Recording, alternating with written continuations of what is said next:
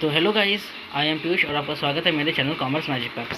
तो मैं आज आपके लिए एक वीडियो लाया हूँ हिंदी का गद्य विकास के व्यू चलेंगे। वैसे इस सब्जेक्ट की वन शॉट वीडियो मैंने पहले ही प्रोवाइड करा दिया है। ये पार्ट 2 होने वाला है।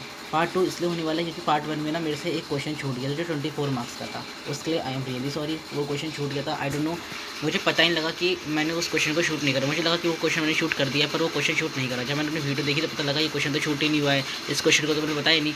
वैसे ही वो क्वेश्चन 24 मार्क्स का आता है, हर बार एग्ज़ाम में आता है, तो मैंने सोचा कि करा दूँ उस क्वेश्चन को।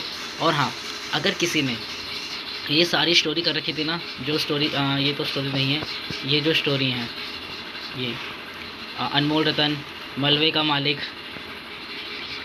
उत्साह, और क्या कहते हैं, हाँ, आचरण की सभ्यता, और दीपदान, हाँ, और भोलाराम का जीव, ये जो स्टोरी थी ना, अगर किसी ने ये स्टोरी पढ़ रखी है तो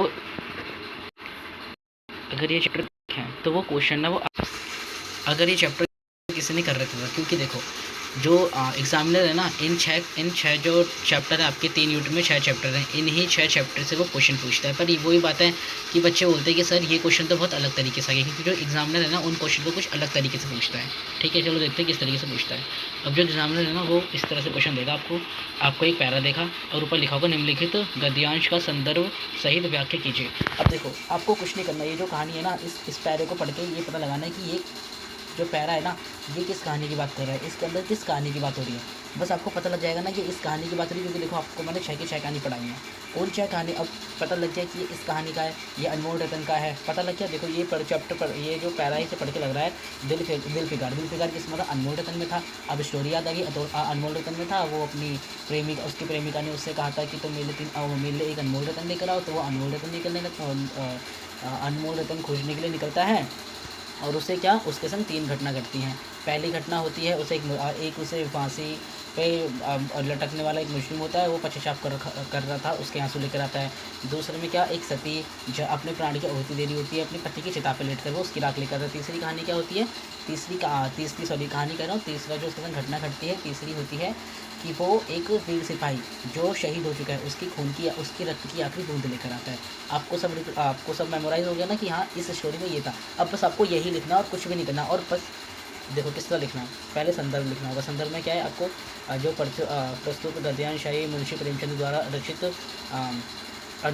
दुनिया का सबसे अनमोल रत्न से लिया गया है। ठीक है ना, अनमोल रत्न से लिया गया है। इसके अंदर दिल फिगार द्वारा दुनिया की सबसे अनमोल वस्तु खोजने पे जो कठिनाई जो परिश्रम करता है ना, वो उसके अंदर वर्णन किया गया है। ठीक है ना, अब इसकी देखो व्याख्या करनी है आपको। जो भी इस स्टोरी के अंदर है ना, वो ही आपको सब लिखना है कि वो ढूंढने जाता है ना। बहुत ज़्यादा कठिनाइयों का सामना करना पड़ता है उसको। जब उसके साथ पहली घटना घटती है तो भी उसे बहुत सारी मुसीबत का सामना करना पड़ता है। वो रेगिस्तान में जाता है, जंगलों में जाता है, थक जाता है बेचारा, चूर हो जाता है थकान में, पर तब भी क्या है, वो दुनिया का सबसे अनमोल रत्न ढूंढने की पूरी कोशिश करता है और वो ढूंढता भी है लास्ट में। ठीक है ना, ये बताना इस पंक्ति के भाग में यह है कि अपने लक्ष्य को प्राप्त करने के लिए मनुष्य अनेक कठिनाइयों और संघर्षों का सामना करना पड़ता है। ठीक है ना, बहुत ज़्यादा अगर हमें कुछ पाना है ना, तो उसके लिए हमें बहुत ज़्यादा मेहनत करनी पड़ेगी, बहुत ज़्यादा संघर्ष करना पड़ेगा, जब भी हम उस चीज़ को पा सकते हैं। देखो इस तरह से क्वेश्चन करना था, कुछ था हार्ड। अगर मैं ये क्वेश्चन नहीं लाता, अगर मैं ये वीडियो नहीं बनाता, या फिर मैं ये वाला जो क्वेश्चन के बारे में आपको नहीं पता था, तब भी आप इन क्वेश्चन को कर सकते थे, क्योंकि आपने स्टोरी पढ़ी है। पर वही है ना कि जब इसमें इस तरह से एग्जामिनर जो है ना, वो इस तरह से पैरा दे देता है ना बड़ा सा, और कहता है कि व्याख्या करो, तो काफ़ी सारे बच्चे ना कन्फ्यूज हो जाते हैं कि ये क्या आ गया, ये तो हमने पढ़ा ही नहीं।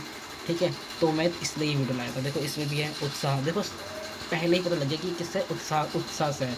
अब आपको ये रीड करना है, और देखो काफ़ी सारी मतलब तो इसके अंदर तो भी इस पैरों को रीड करने से ही हो जाएगी, आपको काफ़ी कंटेंट तो इसके अंदर से मिल जाएगा उत्साह से।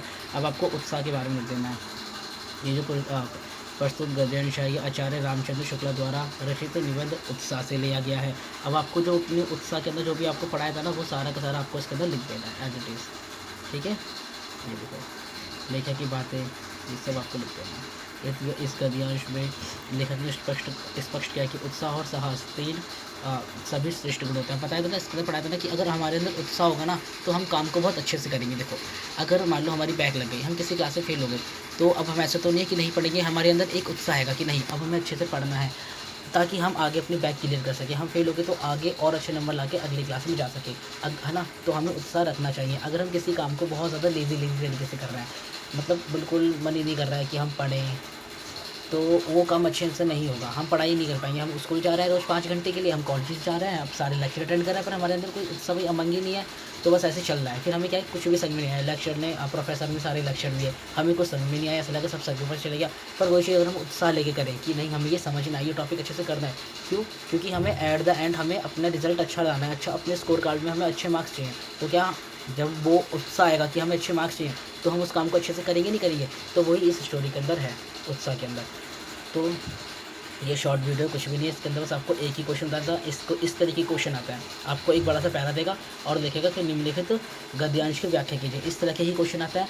3 क्वेश्चन आएंगे, ठीक है ना। तीनों में आपको ऑप्शंस मिलेंगे। वो ये कि आपने स्टोरी अच्छे से कर रखी है, ठीक है ना। स्टोरी मैंने आपको करा दी है, कोई दिक्कत की बातें नहीं है। 3 क्वेश्चन आएंगे, तीनों के अंदर ऑप्शंस आएंगे। एक 8 मार्क्स का होगा, तो 3 8 24 मार्क्स के टोटल आपके ये क्वेश्चन नंबर फर्स्ट रहने वाला है। कंपलसरी क्वेश्चन है, ये आएगा ही आएगा। वीडियो मिस मत करना, अच्छे से वीडियो आप जो मैंने समझाया अच्छे से समझ लो।